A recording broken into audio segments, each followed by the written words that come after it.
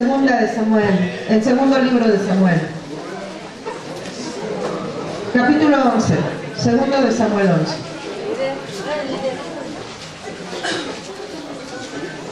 Pastor ahí nos hablaba de cómo el pueblo de Israel cumplía cierto ciclo en donde Dios se mostraba en su misericordia, ellos tenían un encuentro con Él, se arrepentían, caminaban con Dios, luego se alejaban de Dios, luego terminaban pecando, Dios los enjuiciaba, venía el castigo y luego otra vez. Y efectivamente así fue por muchas generaciones durante el tiempo que el pueblo de Israel estuvo en el desierto. Pero hoy quisiera que analizáramos y nos dejamos impactar por lo que la Biblia dice acerca de este personaje. Síganlo con sus ojos, estamos en segunda de Samuel, el segundo libro de Samuel 11, y voy a empezar en el versículo 1.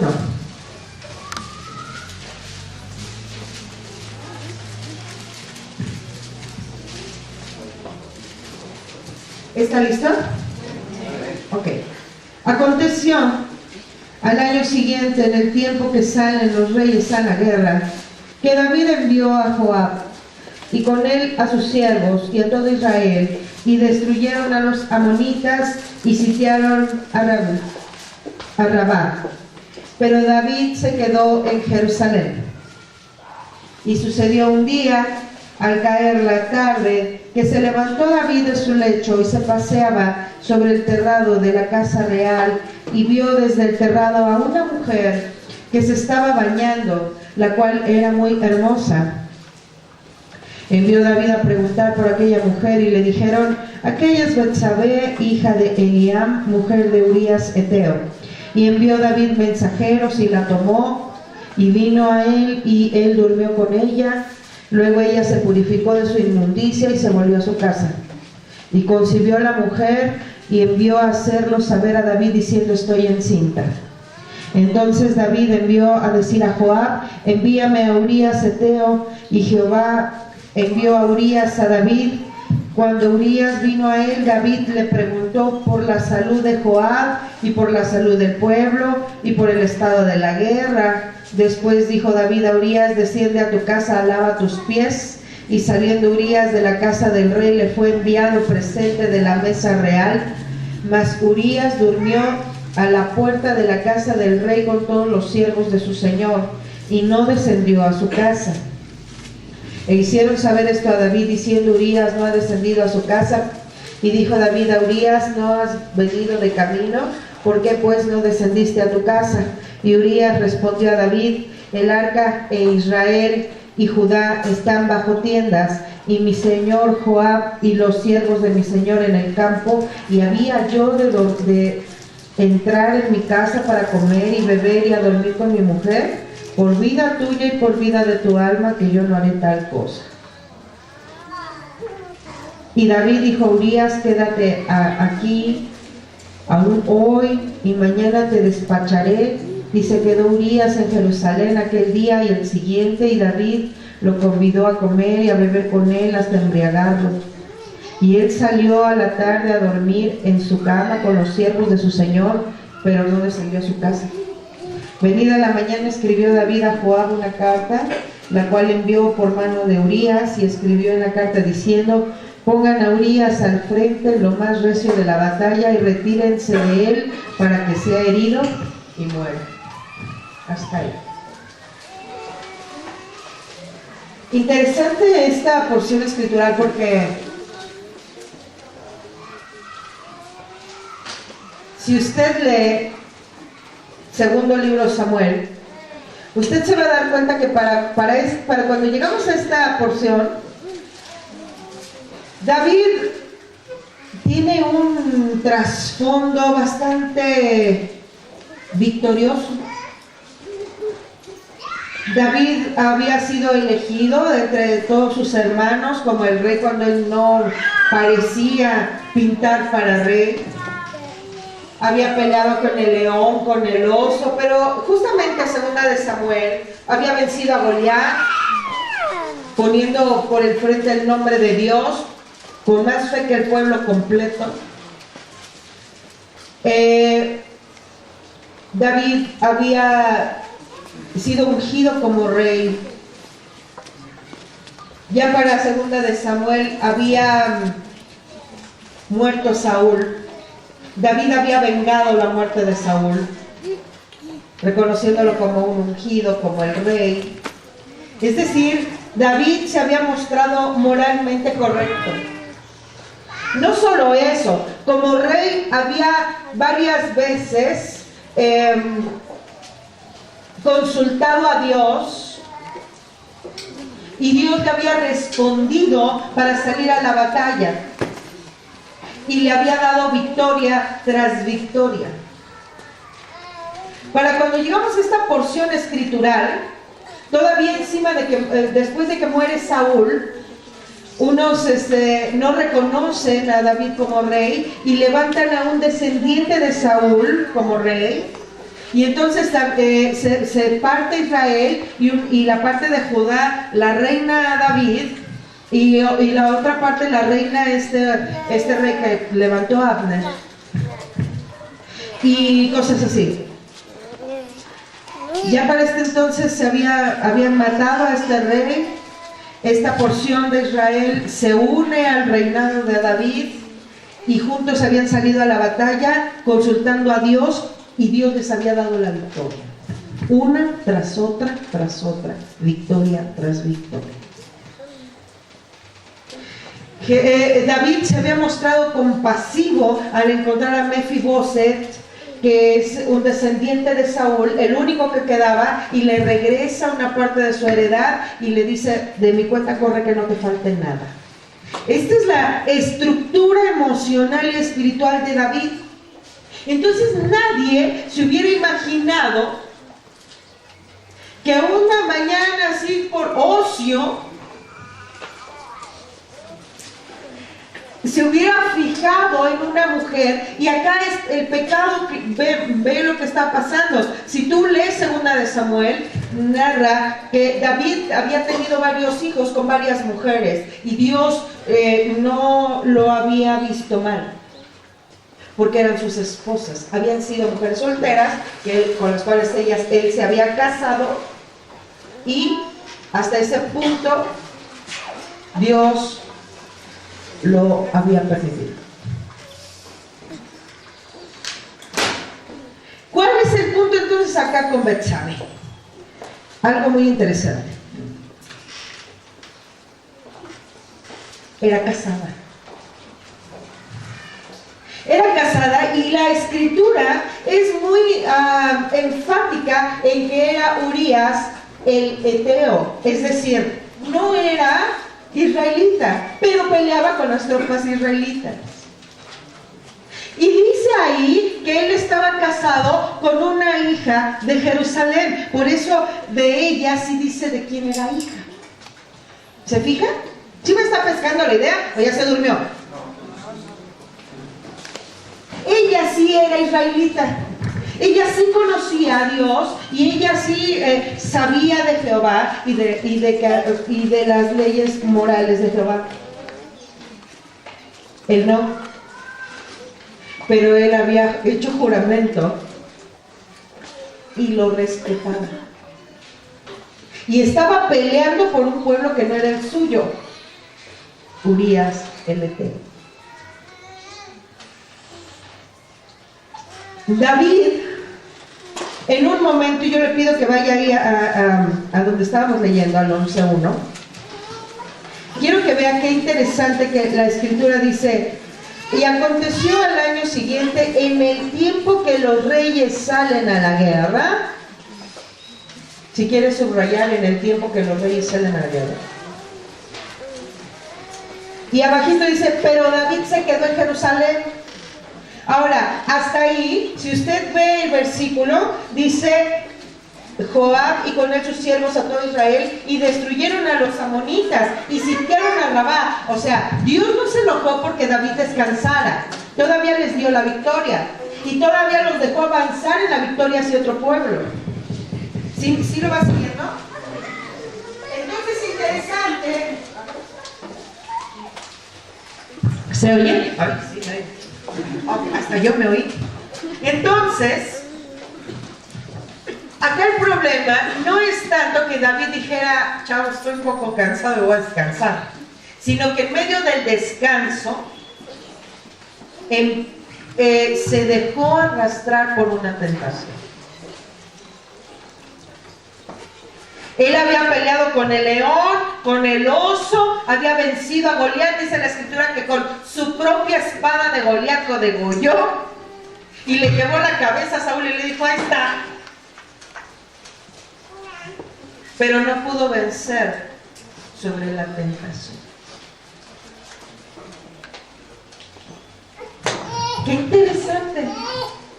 Porque Dios ahorita decía, es una advertencia. ¿Qué quiere decir esto?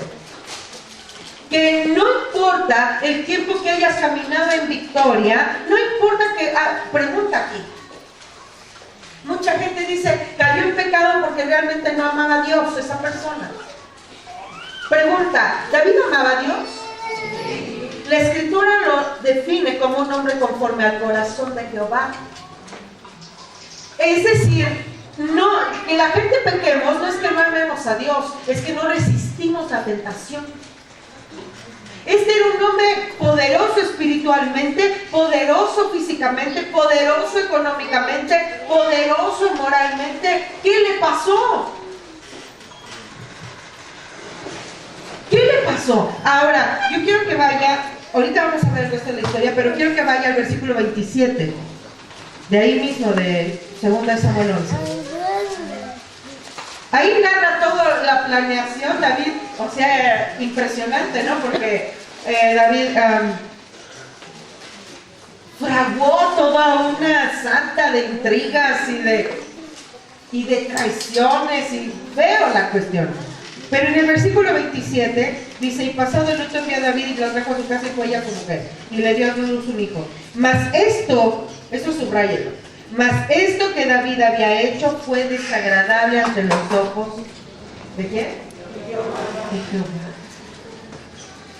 O sea, el Señor dejó que se fuera hasta las trancas y todavía que le naciera el hijo del adulterio. Pero la Biblia es muy clara en anotar, pero a Dios no le gustó. Que quede claro, todo eso fue fuera de la voluntad de Dios.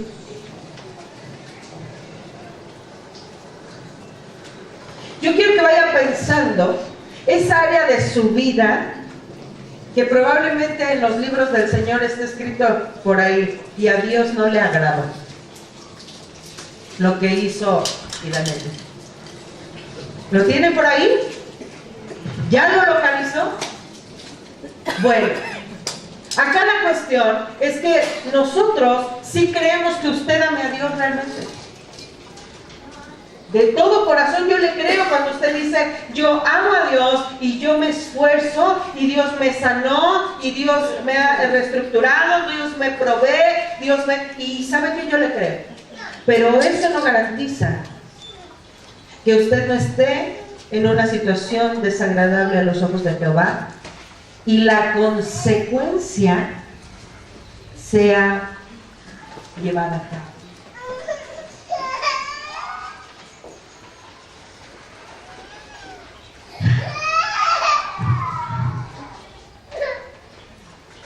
Entonces, esta secuencia de lo que le pasa a David viene descrita de otra manera. Le pido un favor, aparte hay 2 Samuel 11, porque vamos a volver ahí.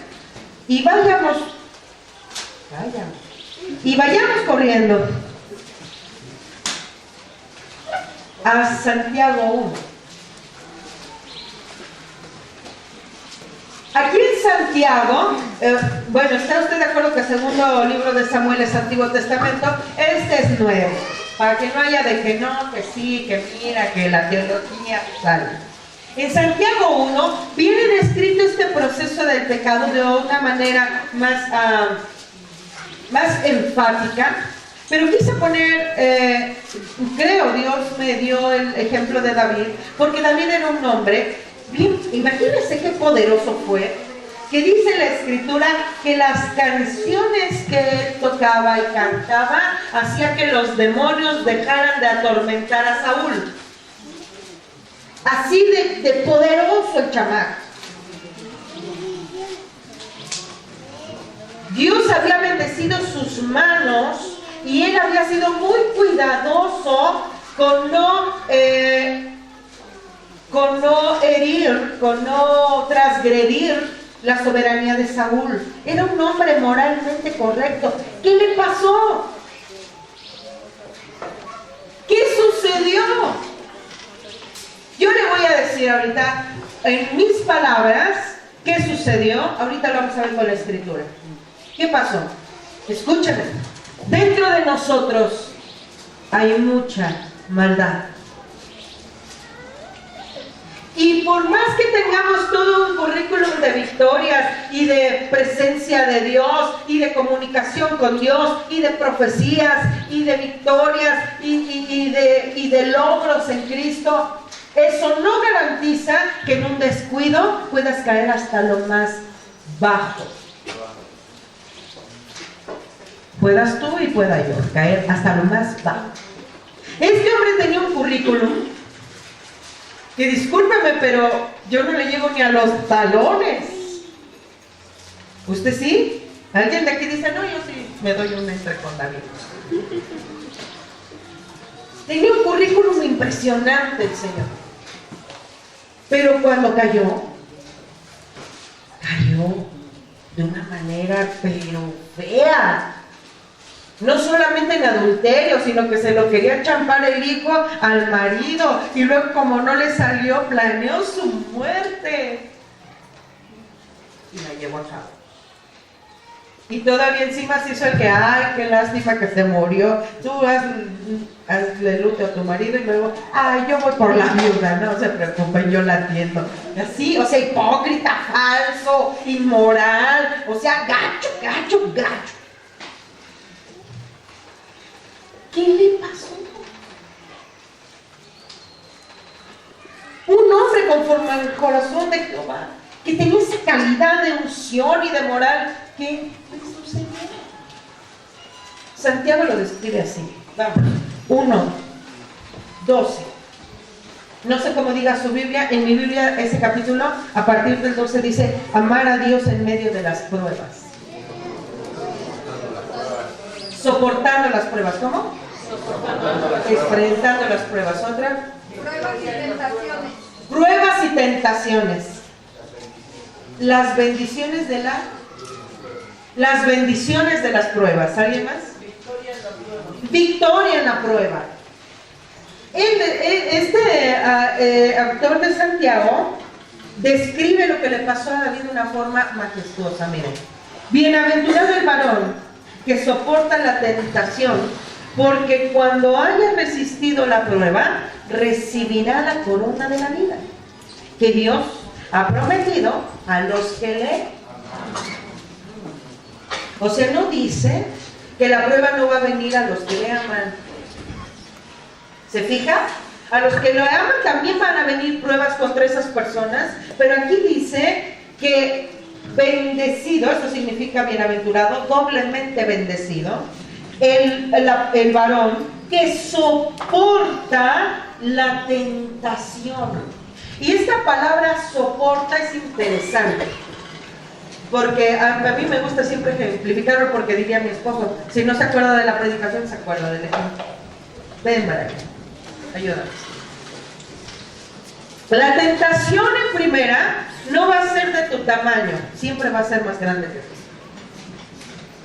Y si no, tan él es más grande que tú. Y sin tacones es mucho más grande que tú. Y es más fuerte que tú. Entonces acá dice que hay que soportar la prueba. No dice que la reprendamos, tampoco dice que la hagamos menos, dice que la soportes. Entonces tú tienes que resistir y hacerte fuerte y hacerte bonita y hacer lo que sea posible, porque no podrás.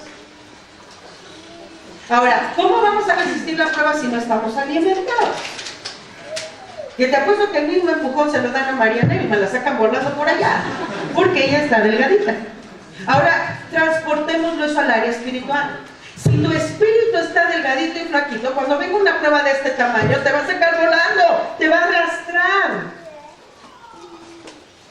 Pero cuando estás bien alimentado, así sea, y vas al ejercicio, viene la prueba y aunque sea más grande, le vas a dar batalla.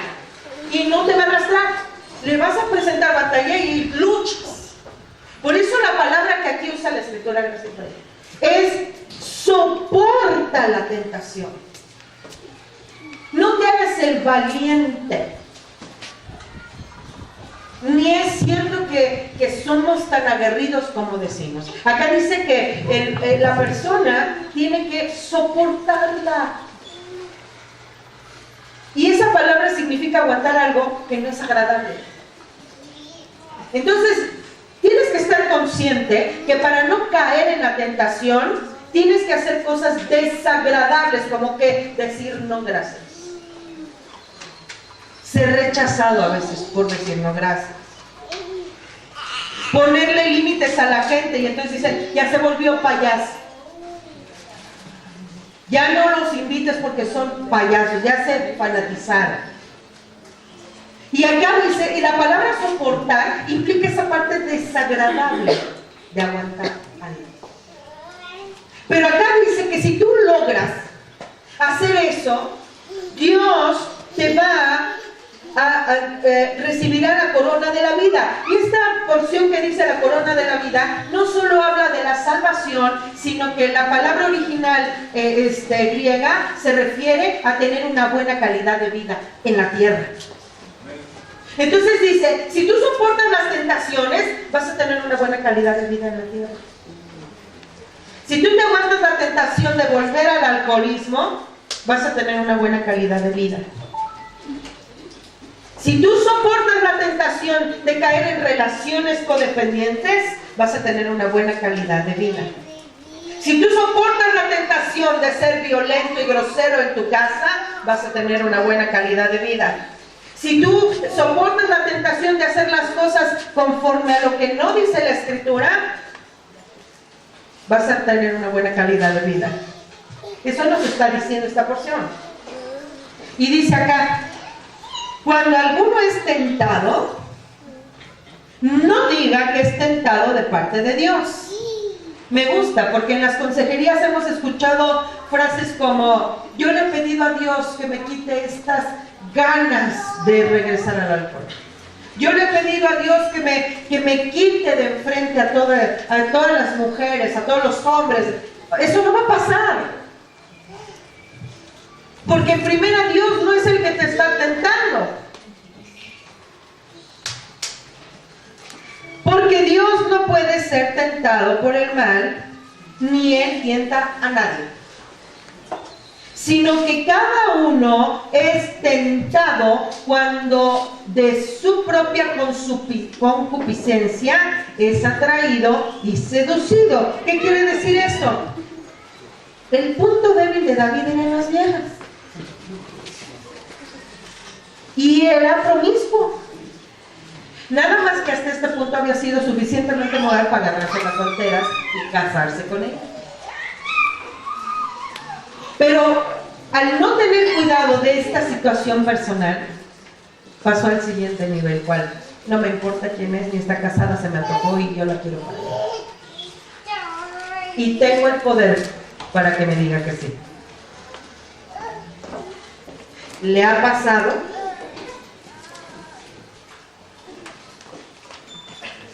Que en realidad no es que, no fue mi culpa, el diablo me puso un cigarro enfrente. Y el diablo,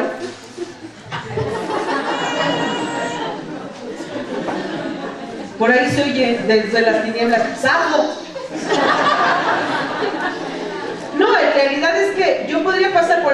cigarro, que si yo resisto la tentación no me pasa nada y me sigo. Lo haya puesto el diablo, el vecino, el que haya sido. ¿Cierto? Entonces, ¿quién entienda la maldad que tenemos dentro? Porque así como para mí la tentación puede ser un cigarro, para alguien puede ser una persona, para otra persona puede ser unas pastillas, para otra persona puede ser una copa, para otra persona puede ser... Pero todos estamos siendo luchados en la tentación. ¿Hasta ahí me sigue? A ver, búscame el lenguaje sencillo, a ver cómo dice. Me gusta mucho la versión del lenguaje sencillo porque luego usa palabras mucho más entendibles. Dice: cuando ustedes sean tentados al hacer lo malo, no le echen la culpa a Dios, porque Él no puede ser tentado ni tienta a nadie a hacer lo malo. Al contrario, cuando somos tentados, son nuestros propios deseos los que nos arrastran y dominan. En realidad, la bronca de David era que era, como en mi pueblo le llaman alga fácil, pero no sé cómo decirlo de una manera agradable. Le gustaba. Y no le dio la gana, aguantarse las ganas de echarse una mujer casada. Acá quiero enfatizar algo. Bueno, no me voy a detener. Y dice: entonces, la concupiscencia, después que ha concebido, la concupiscencia es la maldad que traemos interna, da a luz el pecado. Y el pecado, siendo consumado, da a luz la muerte. Eso le pasó a David. No se quedó con la idea, preguntó quién es. Dijo, ya tengo otra para mi colección. Pero le dijeron, pero es casada. Él pudo haber dicho, no, yo con cansadas no me meto. Y menos de mi soldado, de mi confianza. Él pudo haber dicho, no. Hay otras chavas también guapitas de este lado, mejor me rasco por acá. No se detuvo. No se detuvo ante la tentación de matar a Saúl después de que lo había perseguido y casi matado. Y se contuvo. Nomás le cortó un cachito de su manto para que supiera que había tenido la oportunidad de matarlo y no lo había hecho. Pero no se contuvo a hacer suya a una mujer casada. Pregunta: ¿por qué no se contuvo? Le convenía más matar a Saúl, en todo caso, ¿no? Hubiera llegado a ser rey más rápido. ¿Qué lo hizo en una ocasión contenerse y en la otra? Échale cartón. El deseo, claro, o sea, no quiso contenerse. Entonces viene la consejería, patola, no puedo contenerme. Y entonces uno tiene que sacar la espada y decirle, más bien no has querido. Porque de que se puede, se puede. Y más ahorita que vamos a ver que Dios nos ha proporcionado la fortaleza para decir no. Bien te puedes contener las ganas de chismear. Bien te puedes contener las ganas de hablar mal de tu vecina, de tu suegra y de tu nuero, yerno, nuera. Pero no queremos. Entonces aquí hay algo bien interesante.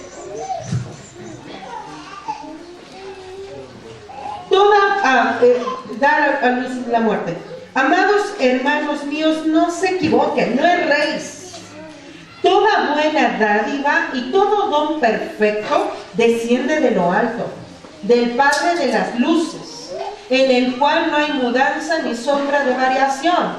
Él, de su voluntad, nos hizo nacer por la palabra de verdad, para que seamos primicias de sus criaturas.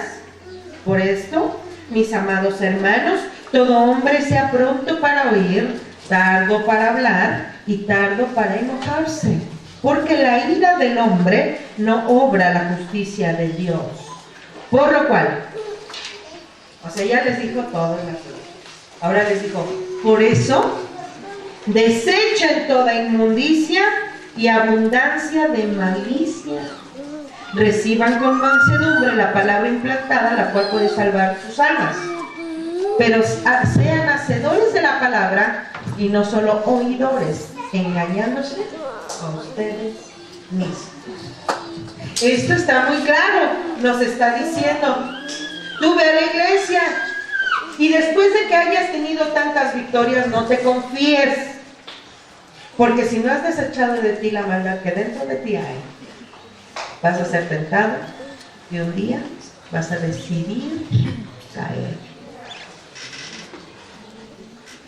Regreses a Samuel.